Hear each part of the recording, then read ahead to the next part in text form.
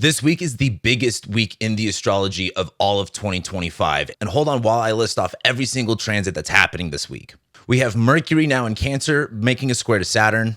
We're going to have Venus square Pluto, Jupiter ingress into Cancer, which is the best transit of the year, as well as Mercury's then going to square Neptune. That all happens just on Monday.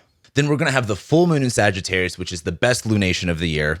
Then we're going to have Mercury make a sextile to Venus. And then by the end of the week, we're going to be having the Mars-Uranus square and then the Jupiter-Saturn square, which the Jupiter-Saturn square is a much longer transit, bigger deal thing. Anyway, this week has so much going on for it, and this is the biggest week of the year. So many things are about to change and so many things are about to happen. So let's go ahead and get started talking about it. Welcome back to The Astrology Report. If you don't know me already, my name is Cam White. I'm a professional astrologer, and my job is to tell you what the hell is going on in the universe. And not only that, but tell you how to use it to your advantage so we can use this time wisely and we can better ourselves rather than just being victims of the astrology. First and foremost, I want to congratulate the 2,900 people that have signed up for the 90-day new identity challenge. This is day 4. I'm recording this on Wednesday because this is usually when I record my weekly horoscopes. And we have 2,900 people doing what it takes to change their lives. And rather than dealing with hard circumstances that are outside of their control, putting the control back in themselves and doing the hard things anyway. I'm really excited for the journey that we're all going to be taking over this next 90 days. I know that I've been improving every single day. And while I may not be perfect in every single thing that I want to do, I'm taking the right steps to do that. And so if you're interested, again, go ahead and sign up. It's still free. It's still available, even though we're like on day 87 or something like that. But for the people that are doing the 90-day challenge, we went month by month and we went over what June is going to look like. And this is the biggest week of the year. We have so much going on, and I think a lot of it's really exciting. And I think it's going to challenge us in good ways, but I think nonetheless, it is a very exciting week. So let's go ahead and get started talking about it. So we start Monday off with I gave Monday a title. This is the big deal day. There is so much happening on Monday. It's pretty crazy. We're going to have the moon at the last degrees of Scorpio, first making an opposition to Uranus.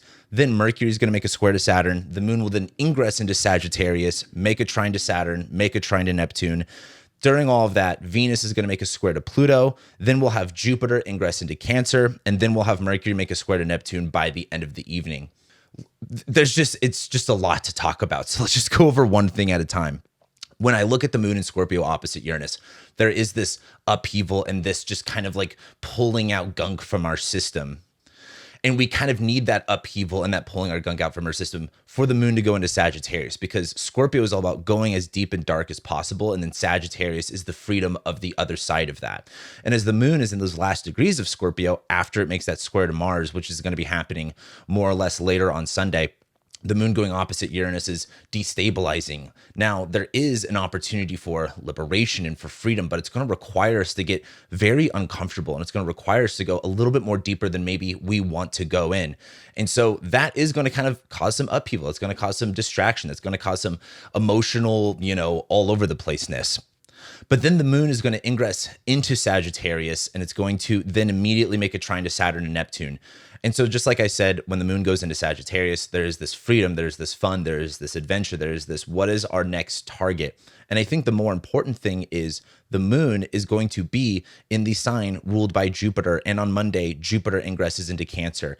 So there's a lot of shifts going on here. Not only is Jupiter going to be in Cancer, which is ruled by the moon, but then the moon's going to be in Sagittarius, which is ruled by Jupiter. So they have this very fun mutual reception, or at least they're in each other's houses. It's kind of like wife swap is a way that I like to look at it. Now, before we go into that, Mercury is going to make a square to Saturn. Mercury is now in Cancer, where when it comes to communication and our thoughts, our ideas, it's really focused on protecting, nurturing, and caring for things, but it's squaring Saturn. And the thing I wrote down was like compliance over feelings. Saturn in Aries is going to be in the superior position. And what the superior position means is when a planet is in the 10th house from another planet. So if we made Mercury as if we put Mercury on the ascendant, that would be Cancer rising. Saturn would be in the 10th house. So Saturn kind of gets the overarching opinion. Saturn gets the kind of final say so. It's in the superior position. And Saturn's in Aries. Like, the reason I wrote compliance over feelings is there's no other way to look at it. There's a authority, there's a restriction, there's a responsibility that is overhead that you have to maintain, or at least that you have to prioritize before you can prioritize what needs to be nurtured, what needs to be taken care of. And the way that you can look at that is, for example, with like Mercury in Cancer, while our minds are a little bit more now, so especially starting on Sunday and Monday, focused a little bit more on being a little bit more defensive, being a little bit more crabby, being a little bit more protective. Saturn and Aries is like, you can't always protect everything. You can't always nurture and care for everything. Like sometimes, especially if you're a parent, you have to let the kid learn the hard way. You know what I mean? Like if you protect them and put them in this bubble, they won't actually understand the rules of reality or the boundaries of something. And so Mercury squaring Saturn, number one, two, and in our communication is going to be frustrating. We will have no's. We will have resistance to the things that we're inquiring about. Or if someone's inquiring something about you, you might have to say no. You might have to be more of an authority figure. And it might seem harsh because Saturn's in Aries. This isn't necessarily like, hey, it's not really the best circumstances to say no in, but that's just the energy. I think what's exciting though is after Mercury squares Saturn, that's when we have the moon go into Sagittarius and trine Saturn, where there's almost this freedom in being able to apply that. There's almost this like, you know what? That was really difficult to do. That was difficult to say. That was difficult to navigate, but I feel more free because of it. The moon in Sagittarius makes that trine to Saturn where our sense of philosophy, our sense of belief, our sense of freedom and fun and lightheartedness is supported by our ability to have strength in our identities, our ability to, take on what we have to despite the circumstances in which you may not have all of the time or the resources or the tools. And then the moon in Sagittarius makes a trine to Neptune, where there is this kind of like, if I was able to do that, what else can I do? Can I, go even farther? Can I go even higher? What more can I achieve because I did this? So Monday's incredibly important. Like, I really want you to like kind of take it seriously, because this is also a day in which many seeds get planted over the next year. And so if you want a really good insight as to what this next year looks like, look at Monday. Now, we continue on Monday. We're still on Monday. We're going to have Venus make a square to Pluto. Venus is in Taurus, squaring Pluto. And the thing that I kind of talked about, or at least I wrote down, was temptation and fear over values. Like Venus squaring Pluto is, here's what I want. Here's what pleasure, here's what fun looks like to me. But it's squaring Pluto. There's this temptation for it to be corrupted, or for something to not be as pleasurable as you might want it to, or doing something that maybe you actually don't value because you're scared of something.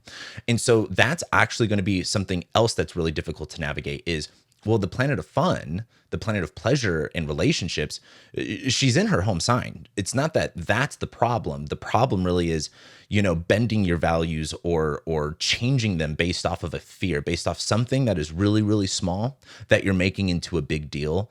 And really the key, the way out of this is make these big things into really small things. And there's just going to be this temptation throughout the day to bend or warp or distort like what your values are. And I think it's really important to at least stay strong. And there's so much going on too that this almost just happens in the background and it's not as important to me, because also we have Jupiter ingressing into Cancer. So boy, if you are a Jupiter ruled person, this is what we've been looking for the whole time. Jupiter, here's the thing, I made my Jupiter and Gemini video last year. You should go and watch that, because as like a recap, and there's so many things that I said in it that like, even me, like I'm a human being, I'm not perfect. I think, oh, Jupiter's in Gemini, everything's going to be logical, and that's not good. And then I'm thinking, oh, well, I'll be able to get out of that because I'm aware of it. No, it's just when it comes to faith and when it comes to belief and when it comes to hope, it's like Jupiter and Gemini is like, you have to see it before you believe it, which is really scientific. But faith is about believing it, then seeing it. And that just wasn't available to us. That energy, that opportunity wasn't as accessible over this past year. Now, as Jupiter goes into Cancer, where it is exalted, the idea of exaltation, if you are on the Learn Astrology tier over on my membership on my website, I'm teaching astrology. I do a new lecture every single week. I do a whole zodiac course. We've been going into the planets. We talked a lot about exaltations maybe a week or two ago. And the idea of exaltation is a planet rising up. It's on the come up. It's different from, someone being at the top of their game versus like the underdog really climbing the ranks and getting up. That's Jupiter in Cancer here, where when it comes to faith, when it comes to fruitfulness and abundance, Cancer is like, hey, here's all of this nurturing, good quality stuff, especially on the internal, on the emotional part of it. And here's a lot of it. Here's more abundance. Here's more faith. Here's more trust. Jupiter in Cancer is much more intuitive and much more gut oriented more than it is Jupiter in Gemini, which is very logical and, critical thinking skills and shit like that. Jupiter in Cancer is much more having that trust and having that faith and then being able to see it in your reality. And I'm kind of debating how much we feel it on Monday because, if you're on the membership too, I talked about this in the game plan and in the monthly rising horoscopes. And I wasn't really sure if the Mercury Jupiter conjunction kind of shows us what Jupiter in Cancer is about versus Jupiter, the full moon in Sagittarius that's ruled by Jupiter.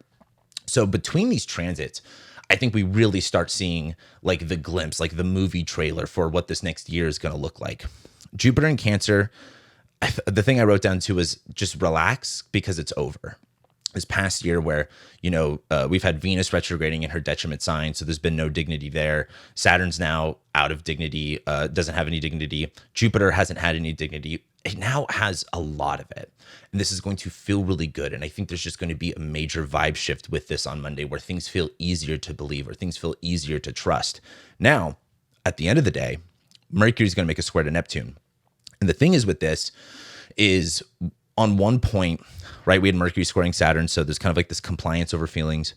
And then we have the moon in Sag trining Saturn in Neptune. Mercury squaring Neptune is distorting things, right? Often, like with Mercury in Cancer, our mind is much more connected to our body or our emotions or our feelings.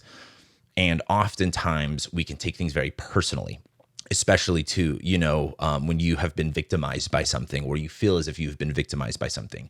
You can make it out to be something that is personal to you, that someone came after you for personal reasons and that they are, trying to get you or something like that. And I feel like with Mercury squaring Neptune, there's just a really high chance of distorting what just happened or distorting what was communicated to you, because that's what Neptune does. Neptune is about illusion and fantasy, mysticism and deception. And Mercury is squaring Neptune where, again, there might just be this aspect of, wow, that kind of hurt, or what I need to protect and defend is confusing, and there's still this uncertainty about it. That passes as we get later into Monday evening, so don't sit on it for too long. Then we get to Tuesday. We're only on Tuesday here, and the only thing that's happening is this full moon in Sagittarius. And so the full moon is about illuminating the dark, illuminating the night, what has gone unseen. Like that's the whole point. Astrology is all about contrast. I teach this so much in all of my courses and all my lectures it's about contrast, light, dark, day, night, hot, cold, dry, moist, all of that. And when you are looking at what the sun brings, right? The sun is the most luminescent. It's the most obvious. It lights up everything. But the nighttime is dark. It's hidden from us. And the moon's job is to reflect that sun's light, to show us more about the dark, to show us more about the inside, what we can't always see. And so when we have this full moon in Sagittarius, we're illuminating parts of our lives that we don't always get to see. We don't always understand what's going on there. And this is Sagittarius. This is about philosophy, hope, freedom, adventure, abundance. I believe Sagittarius is more jovial than I think Pisces, given the sense of think about Christmas and Sagittarius season. I know Christmas is on Capricorn, but holiday season. There's the sense of giving gifts and seeing family and, hey, we had a good year. Let's party. Let's give food to everybody. Let's feast. That's the attitude. And so this moon is bringing this up, this kind of hey, how can we write this off in a all is well that ends well kind of a thing. But it's ruled by Jupiter in Cancer. And there's so much about Tuesday that is just really sinking in to what Jupiter in Cancer is about. Now, again, go and watch the Jupiter Cancer video where I talk about where Jupiter is going to be ingressing into your chart.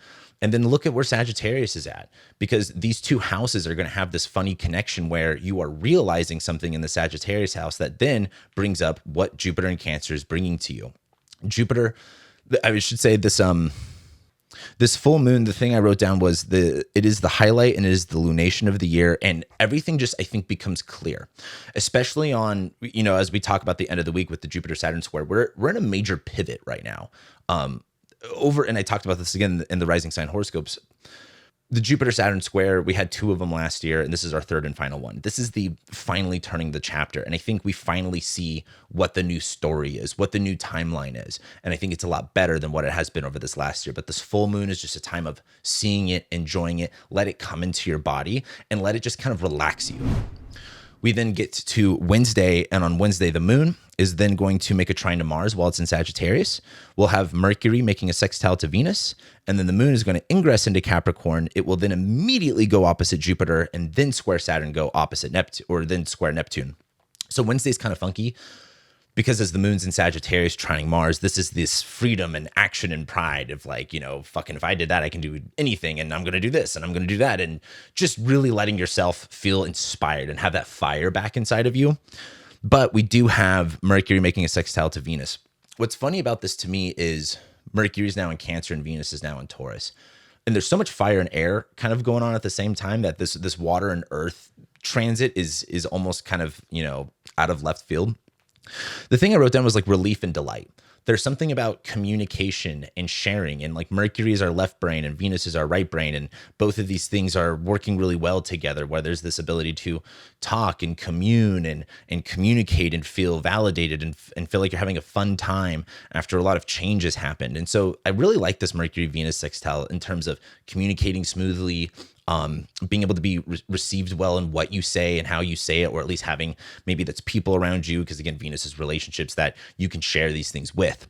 But then the moon goes into Capricorn and goes opposite Jupiter in Cancer. It will then square Saturn, square Neptune. It's kind of funny because the moon in Sag trining Mars is like, yeah, hip hip hooray, Mercury sextiling Venus is sharing that. But then the moon in Capricorn gets really serious and it goes opposite Jupiter in Cancer. The thing I wrote was, this is about being serious and you kind of have to be cold about it. Because on one end, the moon in Capricorn going opposite, it is opposed to Jupiter in Cancer. And the moon is in detriment here, where there's these walls, there's these barriers, there's these restrictions, there's this kind of turning off our emotions for a moment. And it's going in the face of Jupiter in Cancer. And on one end, there might be the situation where you have to do that, because the moon's also then going to make a square to Saturn in Aries, where it's like, we can't always, be in situations where we are susceptible to our emotions. We have to control our emotions and how we feel. And again, you might feel one way in 1 minute and then 10 minutes later feel a completely different way. And when you live your life based off those emotions, you get inconsistent results and you feel, much more drained than you probably would if you were able to at least acknowledge your emotions and be able to do something different with them. And the moon in Capricorn is, again, a really good time to get out of your emotions, because hey, otherwise you're just going to feel depressed and sad the whole time. So there's a good part about it. But the other thing I'm thinking about is the moon in Capricorn opposite Jupiter in Cancer is, do you feel like you can receive? Because the moon, like Jupiter's in the moon sign here. Jupiter's trying to give to the moon, but the moon's in detriment opposite Jupiter, where it's like whether it's you don't feel worthy, whether you don't feel, good about what you're doing, or you don't feel like you can't feel anything, like that's turned off. That might actually cause challenges, because if you are being given something, an opportunity or some sort of a change, you might feel emotionally turned off from that because that scares you, that challenges your beliefs. And again, I talk about this in the 90-day challenge, the 90-day new identity of like, oftentimes we try to make our reality match our belief systems. In fact, that's what our subconscious is supposed to be doing. And one of those things is when you change that, when you try to change your environment and change your beliefs, your subconscious kind of freaks out and it tries to revert back to a safety place, revert back to a place of comfort. And so I think that resistance really comes up, especially as the moon goes opposite Jupiter, where it's like, whoa, I can't accept this. And then the moon squares Saturn, where it's like, there's this, self-defeating feeling, this beating yourself up. And then the moon squares Neptune, where it's like, well, I don't know what to do now. And so Wednesday's, I think, really complicated. But I think for some people, there's a part of it that is about having to be cold and having to face some resistance, having to turn that off. And then also for a lot of other people, maybe it's all the same for everybody, but understanding that you might have to, you might be in a place where receiving this might be more difficult than maybe you anticipated. And that's going to be a really big, thing for you to take notice of. Why are you afraid to receive? Why are you afraid to do all this stuff? Have you ever received something like a blessing in your life and then you resisted and got it out of your life because it just challenged too much? It made your subconscious freak out in scarcity or in fear. That's a big thing on Wednesday. So like I said, this is a kind of an emotionally chaotic week, to be honest with you. And I think Wednesday night changes that. Then we get into Thursday, and then the moon is going to trine Venus and Taurus and then go opposite Mercury in Cancer. And there's a part of this that's like, okay, now you can enjoy things, right? The moon in Capricorn trining Venus and Taurus is like, okay, I can at least enjoy this. Have you ever not wanted to go somewhere? For example, me and my sister never wanted to go do things with my stepmom and her, grandkids because they all sucked. And, we would make a fun time out of it, just me and her, rather than, enjoying whatever, the grandkids got. So there is this point of like, oh, we don't want to do this, but we're going to have a fun way to go about it anyway. We're going to enjoy it ourselves, even if we don't want to be here and we don't want to experience this. That's what this reminds me of, is like, okay, like, let me get out of my head. Let me get out of my body. Let me just like stop being emotional about it and see if I can have fun somewhere. See if I can enjoy this. What can I really gain out of this? But then the moon goes opposite Mercury in Cancer. This is what's going to be really difficult, because Mercury, communication, ideas, the way that we're thinking, but mostly communication, is in Cancer. There's this protection. There's this nurturing. There's this defending something. And the moon in Capricorn going opposite that is like, the thing I wrote down was, you can enjoy, but you have to protect your emotions. You have to protect how you're feeling about something. And someone might want to manipulate you. Someone might want to say something. Someone might want to be like, well, what about this? And you have to be able to have that boundary, or you have to be able to be like, hey, I understand that that's a thing, but you can't let your emotions get involved with it. Or like, again, this is why I think people who argue with strangers online is such a waste of your time. Like, number one, it's probably a bot. Number two, like, what are you getting out of that? You're not proving anyone right with anything. But like, if you're letting your emotions get flustered based off of a comment online, like, who's really in control of you? You or some stranger? And so that moon opposite Mercury transit is kind of like, hey, I can't lean into this. I understand, but I have to be at least a little bit more detached. On the flip side of that, Mercury in Cancer is like, hey, this is a necessity. This is a need. And it's opposite moon in Capricorn. Are you maybe being a little bit too boundarous? Are you being a little bit too detached emotionally? And maybe you do need to lean into that empathy and sympathy a little bit more. That depends on your context and your situation. And it's up for you to understand yourself well enough to be able to go through this. Okay. Then we get to Friday. Literally nothing's happening. It's just the moon in Capricorn. It's just hanging out. It will eventually make a trine to Uranus, but at the end of the day, it's not that big of a deal. So Friday is this weird day where not much happens. We're a little bit still detached from our emotions, and things are just kind of happening. I really enjoy these days when nothing's happening, because it's like, finally, like 1 minute where there's not a lot of changes going on. I'm not, the moon's not doing this or that, or there's not this big transit. It's just things are chill for just a moment. So kind of enjoy Friday as just like a day to maybe reground, regroup, and, reconfigure yourself. But then we get to Saturday. And on Saturday, the moon is going to, again, be at the last degrees of Capricorn. It's going to trine Uranus, and then it's going to go into Aquarius. Then the moon will immediately sextile Saturn. It will sextile Neptune, and then conjoin Pluto. And then the moon squares Venus. Weird day on Saturday. The moon, making that trine to Uranus is an opportunity for another breakthrough, another opportunity for some sort of inspirational insight to change something, to reinvent something kind of last minute, which is nice. But then the moon goes into Aquarius, where it's a little bit of a change of pace. And there's more, like, the moon in Capricorn is more shutting off from emotions, versus the moon in Aquarius is more of detaching just in general, like being able to connect with people in a detached way without necessarily focusing on the one-on-one, but more of like a collective idea. And so as the moon goes into Aquarius, and again, we're a little bit more thoughts in our head, seeing a bird's eye view of things, just being a little bit more, disconnected, depending on your situation, healthy or not healthy. But then the moon makes that sextile to Aries, or Saturn in Aries, and then Neptune, and then conjoins Pluto, where there's kind of this, okay, I need to disconnect. I need to see a bird's eye view so I can understand, again, what I have to work with. A lot of Saturn in Aries is you don't have the time, you don't have the resources, you don't have the energy. Okay, now what? What are you going to do?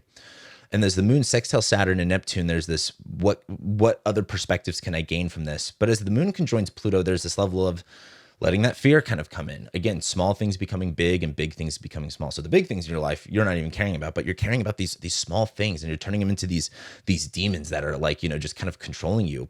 And so on Saturday, there's just kind of this level of anxiousness that I think is going to be important for you to at least become aware of, and to recognize if it is happening, and then figure out what your best situation is to, again, work around it. The moon is then going to square Venus.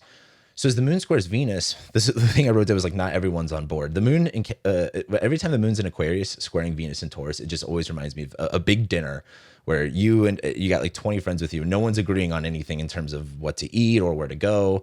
And there's this emotional, what's the word I'm looking for? resistance to, enjoying things. Like, maybe you want to go hang out with a bunch of people, but no, like if you ever go out on a Saturday night with a big group of people, some people want to go to this bar, some people want to go to this club, some people want to go here. That's kind of the energy. And it's not really the worst case scenario. But if you're not one of those people, the moon in Aquarius, like the moon is squaring Venus. On one level, it's contacting it. So our emotions are kind of a little bit more connected to, again, fun, pleasure, fulfillment, but it's not necessarily harmony. And so Venus in Taurus is a little bit more like, hey, this is what I value and this is what I enjoy. But the moon in Aquarius is like you're too up in your head about it. You're too disconnected from everything. Maybe get a little bit more, grounded to really help you out with that. And then we get to Sunday, and Sunday's kind of a big ass day for a lot of reasons. I might make a private video about this on my membership because unfortunately on YouTube, I just can't speak my mind about a lot of things without suffering a lot of consequences with it. And so I might actually make a video about more of the geopolitical stuff that might be going on Sunday. But the first thing, the moon's still in Aquarius. It's not really doing anything, but we will have Mars squaring Uranus. And then we're also going to have Jupiter square Saturn. This is a pretty big deal. Mars squaring Uranus are major, major disruptions, major turning points. This could easily be affecting Trump in a big way. So we're kind of like, what might happen to Trump here? Because it's going to be on his ascendant and squaring, Uranus too. Because the Mars Uranus conjunction in 2024 was him almost being shot. So gosh, what's this going to be?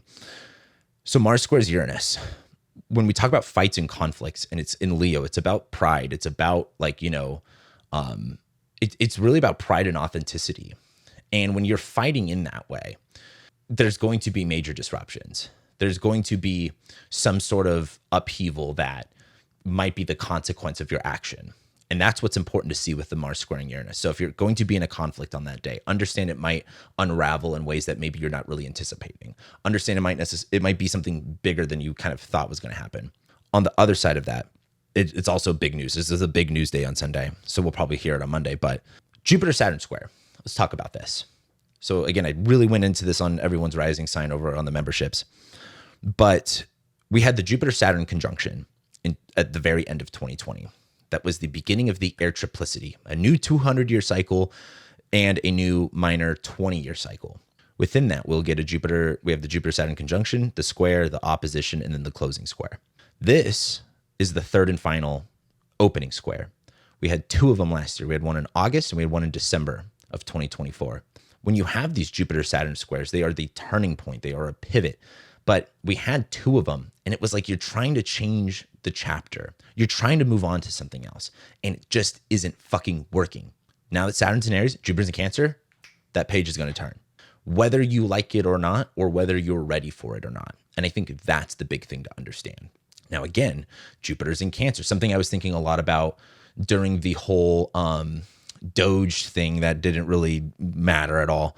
But when I was thinking about this earlier this year, when they were talking about gutting the government, was like, oh, if Saturn's going into Aries and there's just less government resources, maybe Jupiter in Cancer opens up the door for more private community help. Like, you know what I mean? Like, for example, there's so many churches and private charities that help people and do things for people that the government just can't necessarily do. And that's almost how I see this square in a lot of ways.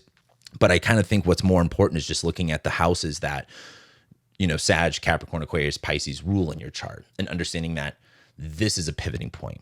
This is a turning point. We are now changing into something completely different.